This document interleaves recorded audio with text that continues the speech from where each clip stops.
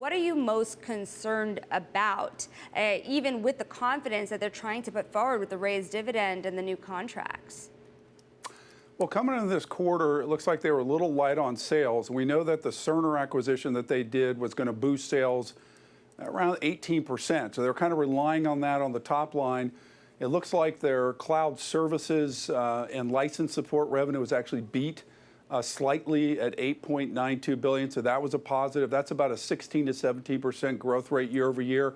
But it doesn't look too bad. But I think, what we're seeing is a little bit of overflow from what we saw back when the FANG stocks reported. We know that, Azure for Microsoft came up a little bit light. We know that AWS was kind of a little bit on the lighter side. So we're seeing growth rates slowing down in terms of data center, and I think that's being impacting the Oracle numbers as we kind of close down this report. It looks like it was a little bit of a disappointment. Is that kind of a harbinger of things to come here, given we haven't really seen the worst of what could come in the economy potentially? Is the idea here that becoming light this quarter means even lighter next quarter and the quarter after that?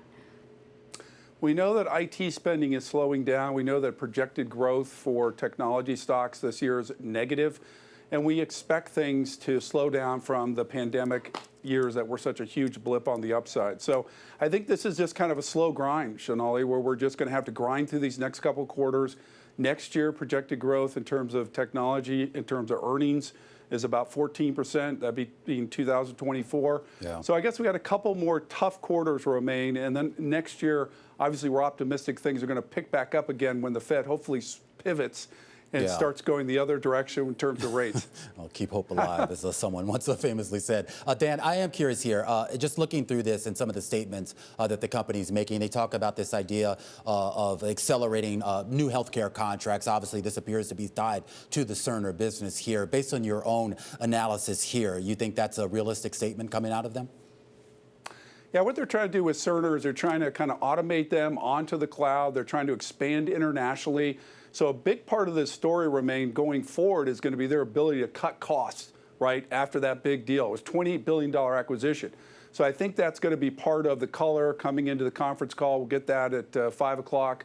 A lot of analysts are going to be poking around trying to get an idea of how, that's unfolding right now in terms of cost cutting, and then how that's going to drip down into the bottom line for Oracle going forward as we're kind of seeing things slow down in terms of cloud. Yeah, I'm just trying to find here any commentary here about buybacks and dividends here, but I'm curious if you just kind of give us your own take here on what you expect out of Oracle when it comes to that, return to shareholders. Remain, it's kind of interesting. Last quarter, they bought back about $450 million worth of stock, right? So we all know the game that we play on Wall Street, right? Which is we buy back our shares, even if net income doesn't go up a lot, we can increase earnings per share because the denominator drops, right? So they've been pretty good about doing that. The quarter before that, I think it was over $500 million. So going forward, you mentioned earlier about the dividend increase. That's a way of returning capital to shareholders and increasing the value of the stock, and then also purchasing shares. We'll get more guidance on that going forward, but last quarter was about $450 million on the second quarter. Dan, really quickly here, what would it take to turn things around? Ooh, that's $1 million question. I've been in technology for over 30 years, writing research on these stocks and investing in them. And, the perception is that as long as the Fed's going to raise rates, it's going to be tough for IT budgets to increase because companies are more cautious about their costs. So that seems to be the pivot point, is when the Fed can pivot, then I expect the tech sector to pivot. And I would see the first indication in the stocks with the chip stocks. They're the plankton of the technology world. And when they start turning, that's when I would expect the whole sector to turn around.